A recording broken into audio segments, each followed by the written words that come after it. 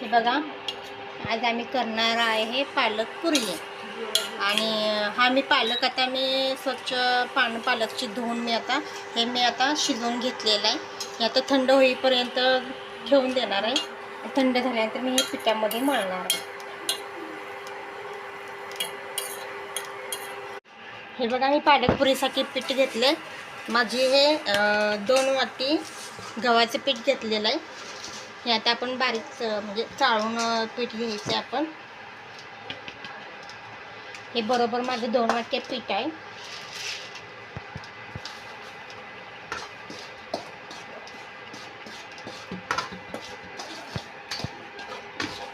आणि हे त्याच्यामध्ये मी तांदळाचं पीठ मिक्स करणार आहे. हा मी आता पालक बारीक करून मिक्सरला वाटण करून घेणार आहे.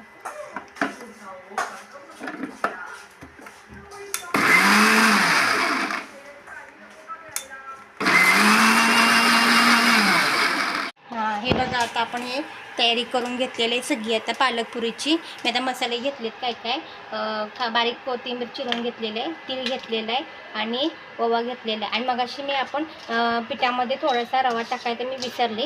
मी आता रवा ह्याच्यामध्ये मिक्स करणार. थोडंसंच घ्यायचं, जास्त घ्यायचं नाही. 2 चमचे घेतला तर बस झालं. आता आपण ह्याच्यामध्ये थोडंसं तीळ टाकणार आहोत आणि ओवा टाकायचा भरपूर. ओव्याने खूप छान चव येते. आणि हे कोथिंबीर टाकणार आहे.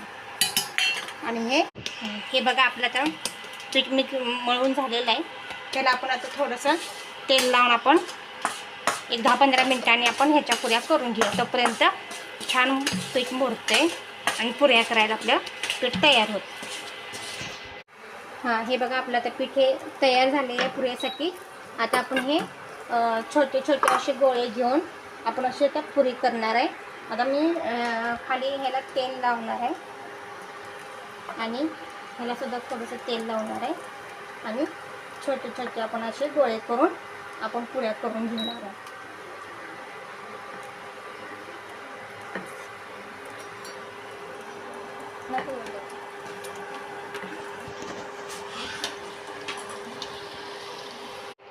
हे बघा, माझी पालकपुरी आता खाण्यासाठी रेडी आहे.